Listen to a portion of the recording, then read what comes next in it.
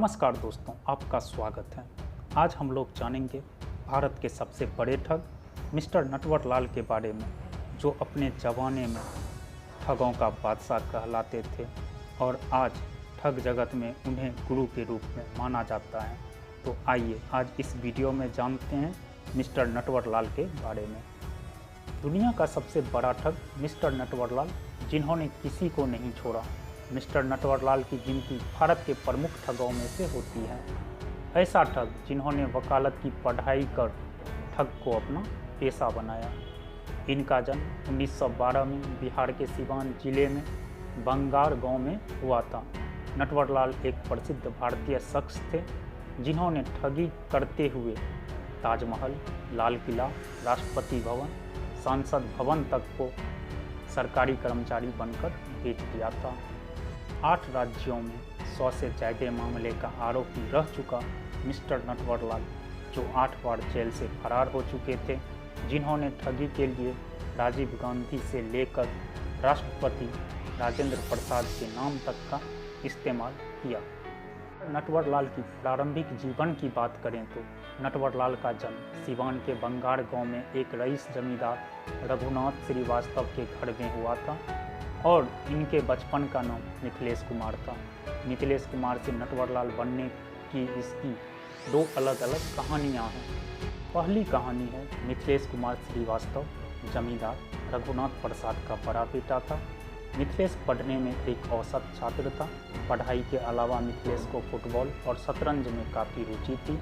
कहते हैं मिथिलेश मैट्रिक परीक्षा में फेल होने पर उनके पिता ने मिथिलेश को बहुत मारा। उस कारण मिथिलेश कोलकाता भाग गया। उस समय उसके जेब में सिर्फ 5 रुपये थे। कोलकाता में मिथिलेश ने बिजली के खंभे के नीचे पढ़ाई की। बाद में एक सेठ ने मिथिलेश को अपने बेटे की पढ़ाई के लिए रख लिया। कुछ दिन बाद मिथिलेश ने सेठ से अपनी स्नातक की पढ़ाई के लिए पैसे उधार मांगे, पर सेठ ने पैसे देने से इनकार कर दिया। मिथिलेश को यह बात इतनी चोट कर गई कि उन्होंने रुई की गांठ खरीदने के नाम पर सेठ को 4.5 लाख रुपये का चपत लगा दिया। और इनकी दूसरी कहानी यह सुनने को मिलता है, एक बार मिथिलेश कुमार को उनके पड़ोसी ने बैंक ड्राफ्ट जमा करने के लिए भेजा। वहां जाकर मिथिलेश ने पड़ोसी का हस्ताक्षर हूबहू कॉपी कर ली। इस समय मिथिलेश को पहली बार यह लगा कि वह जालसाजी का काम कर सकता है। फिर यहीं से शुरू होती है मिथिलेश से नटवरलाल बनने की कहानी। उस दिन के बाद मिथिलेश कुछ दिनों तक अपने पड़ोसी के खाते से पैसे निकालते रहा। जब मिथिलेश के पड़ोसी को पता चला, तब तक मिथिलेश ने अकाउंट से 1000 रुपये निकाल चुका था। पता चलते ही मिथिलेश कलकत्ता चला गया, जहां उन्होंने ग्रेजुएशन किया। साथ ही शेयर बाजार में दलाली का काम करने लगा। जालसाजी के किस्से उन्होंने सैकड़ों लोगों को धोखा दिया और 50 से अधिक नामों का इस्तेमाल किया। वह हमेशा ठगी के लिए शहर बदलता रहता था। लोगों को धोखा देने के लिए उपन्यासों से पढ़कर नए नए आइडिया का इस्तेमाल करता था। ठगी में नटवरलाल इतने शातिर थे कि उन्होंने 3 बार ताजमहल, 2 बार लाल किला, 1 बार राष्ट्रपति भवन और 1 बार संसद भवन तक बेच दिया था। राष्ट्रपति राजेंद्र प्रसाद की फर्जी साइन करके नटवरलाल ने संसद तक बेच दिया था। जिस समय संसद बेचा था, उस समय सारे संसद वहीं मौजूद थे। नटवरलाल के 52 नाम थे, उनमें से एक था नटवरलाल। सरकारी कर्मचारी का वेश धरकर नटवरलाल ने विदेशियों को सारी स्मारकें बेच दी थी। नटवरलाल प्रसिद्ध हस्तियों के हस्ताक्षर बनाने में माहिर थे। यह भी कहा जाता है कि उन्होंने बड़े बड़े उद्योगपतियों को धोखा दिया था। एक बड़ा रकम या नकद उससे यह कर लेते थे कि वह एक सामाजिक कार्यकर्ता है और उसने कई दुकानदारों को लाखों रुपये का चूना लगाया था।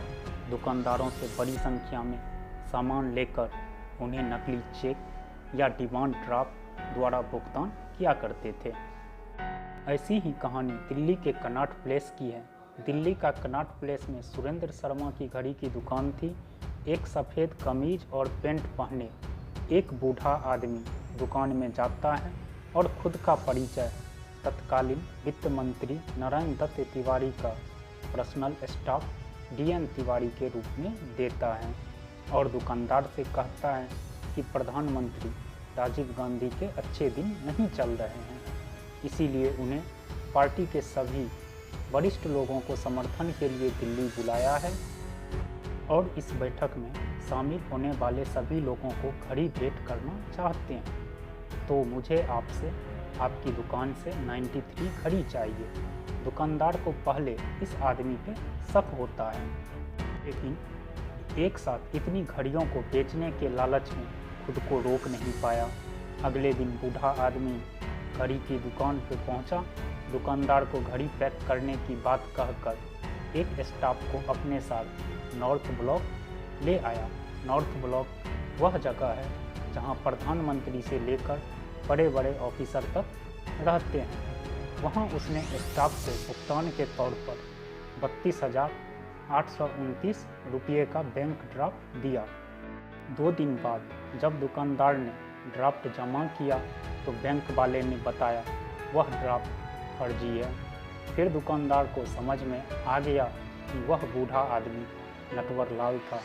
नटवर लाल उसके बाद वित्त मंत्री VP सिंह तो कभी बनारस के जज का नाम तो कभी UP के CM का नाम लेकर अलग अलग शहरों में कई दुकानदारों को चपत लगाया। गरीबों का मसीहा नटवर लाल।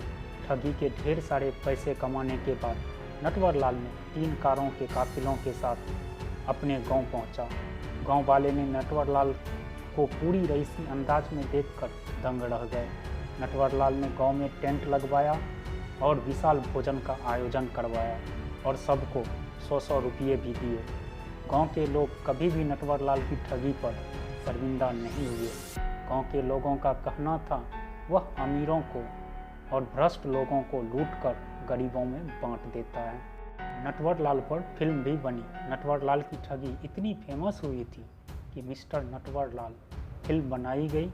सन 1979 में इस फिल्म में अमिताभ बच्चन ने इनका मुख्य रोल निभाया। नटवर लाल की गिरफ्तारी, सजा और फरार होने की कहानी। नटवर लाल को 9 बार गिरफ्तार किया, लेकिन हर बार वह जेल से फरार हो जाता था। जालसाजी के 14 मामले में नटवर लाल को दोषी ठहराया गया। उसे 100 साल से ज़्यादा की सज़ा सुनाई गई, लेकिन मुश्किल से वह 20 साल से भी कम जेल में बिताए। आखिरी बार 1996 में गिरफ्तार किया गया तो उस समय उसकी उम्र 84 साल की थी, लेकिन वह पुलिस वालों को चकमा देकर फिर भागने में कामयाब रहा। उस समय वह व्हील चेयर का उपयोग करते थे। उसे कानपुर से दिल्ली अस्पताल में इलाज के लिए लाया जा रहा था और वो रेलवे स्टेशन से फरार हो गया।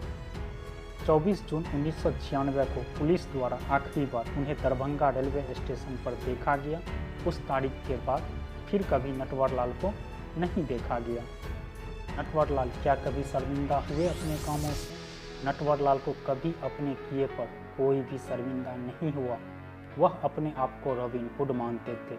वह कहते थे, मैं अमीरों को लूटकर गरीबों में बांट देता हूँ। उसका कहना था, मैंने कभी कोई हथियार का इस्तेमाल नहीं किया, बस लोगों से बहाने बनाकर पैसे मांगे और लोगों ने पैसे दे दिए, तो इसमें मेरा क्या कसूर? नटवर लाल की मृत्यु वर्ष 2009 में जब उनके वकील ने कहा कि क्यों न अब नटवर लाल के ऊपर लंबित सभी 100 से ज़्यादा मामले को ख़त्म कर दिया जाए, क्योंकि 25 जुलाई 2009 को ही नटवर लाल की मृत्यु हो चुकी है। पर अभी तक नटवर लाल की मृत्यु के बारे में कोई निश्चित खबर नहीं है। दोस्तों, ये था भारत के सबसे बड़े ठग नटवर लाल की कहानी। अगर आपको वीडियो पसंद आया हो तो वीडियो को लाइक, शेयर और कमेंट जरूर करें और जाते जाते हमारे चैनल को सब्सक्राइब जरूर करें। Thank you.